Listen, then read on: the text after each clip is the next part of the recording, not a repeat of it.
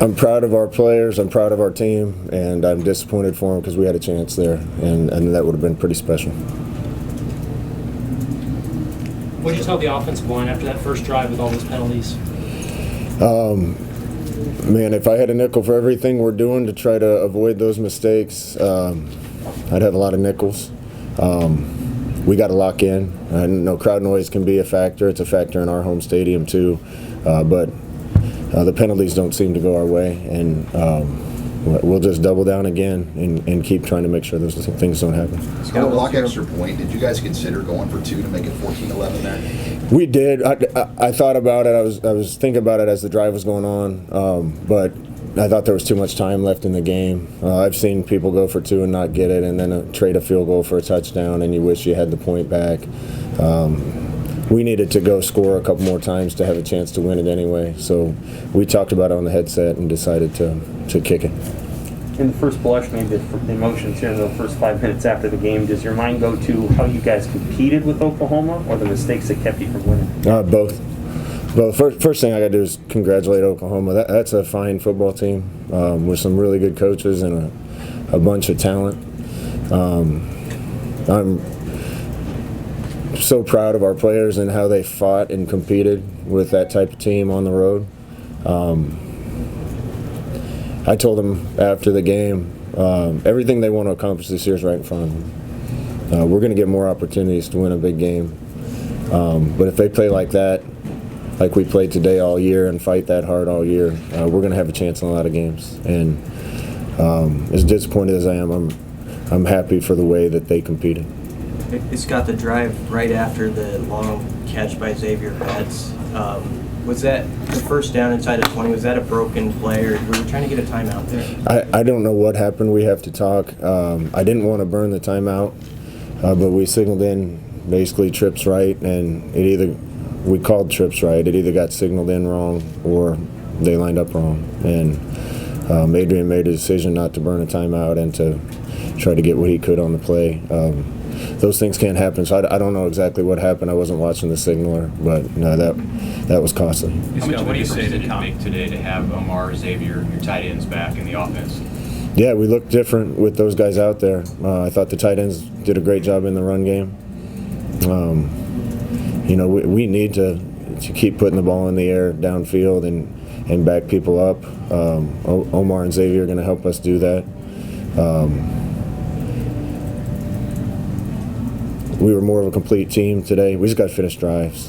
Seemed like we were handling line of scrimmage and running on them well until we get down inside about the 25, and then didn't move everything the same way. So we have some things to fix and a lot of things to build on. What do you say to Connor? He's been so good last year, and for whatever reason, he's not getting it done. Yeah, Connor missed a lot of camp with an injury, and I don't know if it's lack of reps or what it is, but I know how good he can be. I've seen it. It was my decision to put somebody else in to kick, and we went with Kellen. It wasn't so much that he missed the kick, it was kind of his reaction after the kick to me. But then he came back in and hit his next one. Kicking game cost us a bunch of points today, and that's happened too often. Know how much attention to the detail in that has been paid by our coaching staff and our team. We've got to get it figured out. How would you characterize right now, Scott, your level of confidence with the offensive line? It's work in progress. I know we got good players up there.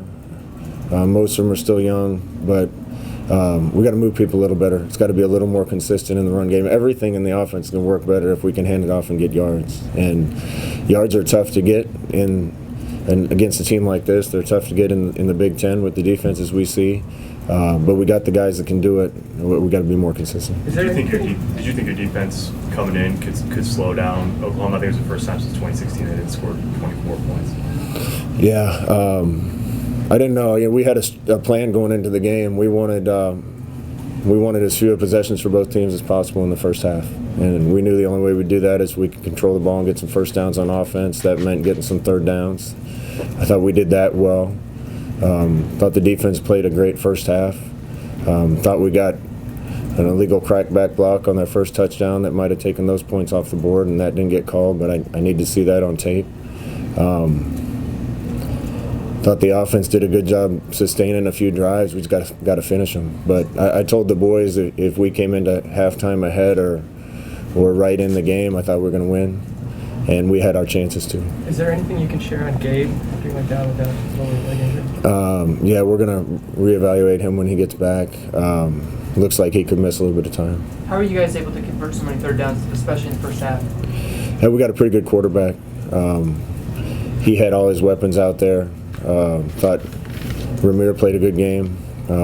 Some of the receivers made plays. At times we protected better than I've seen us protect. Wasn't happy with the protection. To start the 2-minute drive, we were basically in a 7-man protection and can't give those up.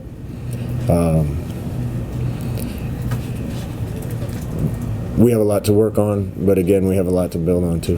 What is it about Ramir that moved him to kind of a leading role there? All those guys are so even right now that we're letting them compete all week in practice, and whoever practices the best gets to go. And I thought that's the hardest I've seen Ramir run. He's got speed that makes him a little bit different, and I thought he played a good game. Scott, this whole last 24 hours or even 7 days have been sort of dripping with nostalgia. Did you feel a greater sense of opportunity or urgency or expectation from the historical perspective? I did. I can't say enough about Oklahoma. That was our bitter rival for so many years. But I've talked to people that came down, and they say how well they were treated here. I got a ton of respect for Coach Grinch and Coach Riley in this program. He inherited it from Coach Stoops, and it was in good shape, and he's kept it rolling or improved it. We're trying to get back to that level. I think we showed today that we're close. I root for Oklahoma every time they're playing, unless they're playing us. I think a lot of this team and this place and the people here.